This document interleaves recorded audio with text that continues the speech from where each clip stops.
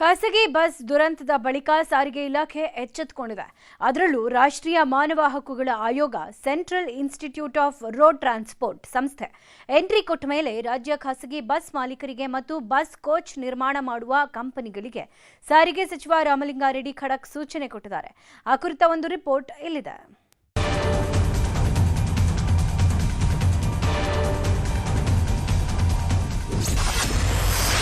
ಚಿತ್ರದುರ್ಗದ ಬಸ್ ದುರಂತದಿಂದ ಎಚ್ಚೆತ್ತ ಸಾರಿಗೆ ಇಲಾಖೆ. ಖಾಸಗಿ ಬಸ್ ಮಾಲೀಕರು ಕಂಪನಿಗಳ ಜೊತೆ ಆರ್ಎಲ್ಆರ್ ಸಭೆ. ಚಿತ್ರದುರ್ಗ ಖಾಸಗಿ ಬಸ್ ಅಗ್ನಿ ದುರಂತ ಮತ್ತು ರಾಷ್ಟ್ರೀಯ ಮಾನವ ಹಕ್ಕುಗಳ ಆಯೋಗದ ಸೂಚನೆ ಹಿನ್ನೆಲೆ ಸಾರಿಗೆ ಸಚಿವ ರಾಮಲಿಂಗಾರೆಡ್ಡಿ ರಾಜ್ಯದ ಖಾಸಗಿ ಬಸ್ ಮಾಲೀಕರು, ಬಸ್ ಕೋಚ್ ನಿರ್ಮಾಣ ಕಂಪನಿಗಳ ಮಾಲೀಕರು ಮತ್ತು ಸಾರಿಗೆ ಇಲಾಖೆಯ ಅಧಿಕಾರಿಗಳ ಸಭೆ ಕರೆದಿದ್ರು. ಈ ಸಭೆಯಲ್ಲಿ ಪ್ರಯಾಣಿಕರ ಸುರಕ್ಷತೆಗೆ ಆದ್ಯತೆ ನೀಡುವ ಹಲವು ನಿಯಮಗಳನ್ನು ಪಾಲಿಸಲು ಸೂಚನೆ ನೀಡಲಾಗಿದೆ. ಅಲ್ಲದೆ ಖಾಸಗಿ ಬಸ್ ಮಾಲೀಕರಿಗೆ ಮತ್ತು ಬಸ್ ಬಾಡಿ ಬಿಲ್ಡಿಂಗ್ ಮಾಡುವ ಕಂಪನಿಗಳಿಗೆ ಖಡಕ್ ಸೂಚನೆ ನೀಡಲಾಗಿದೆ. ಕೇಂದ್ರ ಸರ್ಕಾರ ಇವನ್ ಬಸಸ್ ಮ್ಯಾನುಫ್ಯಾಕ್ಚರ್ ಬಾಡಿ ಬಿಲ್ಡರ್ಸ್ ಇದಾರಲ್ಲ, ಅವರು ಕೂಡ ಪರವಾನಗಿ ಇಲ್ಲದೆ ಬಸಸ್ಸು ಬಾಡಿ ಬಿಲ್ಡಿಂಗು ಮಾಡಬಾರ್ದು ಅಂತಾನೆ ಮಾಡಿಬಿಟ್ಟಿದ್ದಾರೆ.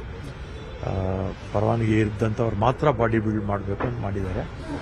ಆಮೇಲೆ ಸ್ಲೀಪರ್ ಬಸ್ಸಲ್ಲಿ ಇರೋದಕ್ಕಿಂತ ಅಳತೆ ಸರ್ಕಾರದ ಏನು ಕಾನೂನಲ್ಲಿ ಇದೆಯಲ್ಲ, ಆ ಕಾನೂನಿಗಿಂತಲೂ ಜಾಸ್ತಿ ಫ್ಲೀಟ್ ಮಾಡಿಕೊಂಡು ಸೀಟ್ ಜಾಸ್ತಿ ಮಾಡ್ಕೊಳ್ಳೋಕ್ಕೆಲ್ಲ ಮಾಡಿದ್ರು. ಅದನ್ನೆಲ್ಲ ತಕ್ಷಣ ನಿಲ್ಲಿಸಿ ಅಂತ ಹೇಳಿರ್ತಕ್ಕಂಥದ್ದು. ಸಾರಿಗೆ ಇಲಾಖೆ ಖಾಸಗಿ ಬಸ್ಗಳಿಗೆ ನೀಡಿದ ಖಡಕ್ ಸೂಚನೆ ಹೀಗಿವೆ. ಸ್ಲೀಪರ್ ಬಸ್ಗಳಲ್ಲಿ ಚಾಲಕರು ಹಿಂಬದಿ ಡೋರ್ ತೆಗೆಯಬೇಕು. ಫೈರ್ ಡಿಟೆಕ್ಷನ್ ಅನ್ನ ತಿಂಗಳೊಳಗೆ ಅಳವಡಿಸಬೇಕು. 10 ಕೆಜಿ ತೂಕದ ಅಗ್ನಿಶಾಮಕ ಸಾಧನವನ್ನ ಕಡ್ಡಾಯವಾಗಿ ಅಳವಡಿಸಬೇಕು. ಚಾಸಿಸ್ ಅನಧಿಕೃತ ವಿಸ್ತರಣೆಗೆ ಬ್ರೇಕ್, ಅನುಮೋದಿತ ಟೆಸ್ಟಿಂಗ್ ಏಜೆನ್ಸಿಯಿಂದ ಪ್ರಮಾಣ ಪತ್ರ ಕಡ್ಡಾಯವಾಗಿರಬೇಕು. ಪ್ರಯಾಣಿಕರ ಸೇಫ್ಟಿ ಮಾನದಂಡ ಇದ್ರೆ ಮಾತ್ರ ಎಫ್ಸಿ ಮಾಡಬೇಕು. ಅಲ್ಲದೆ ಬಸ್ ಕವಚ ನಿರ್ಮಾಣ ಸಂಸ್ಥೆ ಸಿಂಧುತ್ವ ಪರಿಶೀಲಿಸಿ ನಂತರವೇ ನೋಂದಣಿ ಮಾಡಬೇಕು ಅಂತ ಸೂಚನೆಗಳನ್ನ ಕೊಟ್ಟಿದೆ.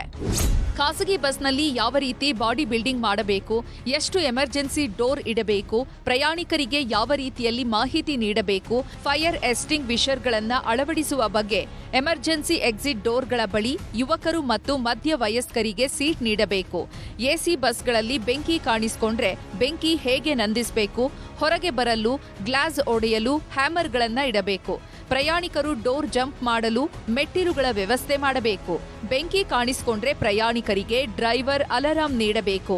ಈ ಎಲ್ಲದಕ್ಕೂ ಖಾಸಗಿ ಬಸ್ ಮಾಲೀಕರ ಸಂಘ ಒಪ್ಪಿಕೊಂಡಿದೆ. 8 ಪಾಯಿಂಟ್ಗಳನ್ನ ಒಂದೊಂದಾಗಿ ಮಾಡಿ 8 ಪಾಯಿಂಟ್ಗಳನ್ನ ಗೈಡ್ಲೈನ್ಸ್ ಅನ್ನ ಇವತ್ತು ನಮಗೆ ಕೊಟ್ಟಿದ್ದಾರೆ. ಖಂಡಿತವಾಗೂ ಪ್ರಯಾಣಿಕರ ಸುರಕ್ಷತೆ ನಮಗೆ ಬಹಳ ಪ್ರಮುಖವಾದಂಥದ್ದು. ಪ್ರಯಾಣಿಕರಿದ್ರೆ ವಾಹನದ ಮಾಲೀಕರು ಇರ್ತಾರೆ ಅನ್ನುವಂಥ ಒಂದಿದು ನಾವು ಎಸ್ಪೆಷಲಿ ಕರ್ನಾಟಕ ರಾಜ್ಯ ಬಸ್ ಮಾಲೀಕರ ಸಂಘ ನಾವು ಅದಕ್ಕೆ ಕಮಿಟೆಡ್ ಆಗಿದ್ದೀವಿ. ಸರ್ಕಾರದ ಪರ ನಾವು ಅದನ್ನ ಖಂಡಿತವಾಗೂ ನಾವು ಅದಕ್ಕೆ ಎಲ್ಲಾ ರೀತಿಯಾದಂತಹ ಸಹಕಾರವನ್ನು ಕೊಡ್ತೀವಿ. ಒಟ್ನಲ್ಲಿ ದೇಶದಲ್ಲಿ ಪದೇ ಪದೇ ಖಾಸಗಿ ಬಸ್ಗಳಲ್ಲಿ ಅಗ್ನಿ ಅವಘಡಗಳು ಸಂಭವಿಸ್ತಾ ಇದೆ. ಇದಕ್ಕೆ ಕಡಿವಾಣ ಹಾಕಲು ಕೇಂದ್ರದ ಸೂಚನೆ ಹಿನ್ನೆಲೆ ಫೆಬ್ರವರಿ ಅಂತ್ಯದೊಳಗೆ ಸೂಚನೆಗಳನ್ನು ಪಾಲಿಸಲು ಸೂಚನೆ ನೀಡಲಾಗಿದೆ. ಈ ಸೂಚನೆಗಳನ್ನು ಎಷ್ಟರ ಮಟ್ಟಿಗೆ ಬಸ್ ಮಾಲೀಕರು ಅಳವಡಿಸಿಕೊಳ್ತಾರೆ ಅಂತ ಕಾದು ನೋಡಬೇಕಿದೆ. ಶರಣು ಹಂಪಿ, ಮೆಟ್ರೋ ಬ್ಯೂರೋ, ನ್ಯೂಸ್ 18.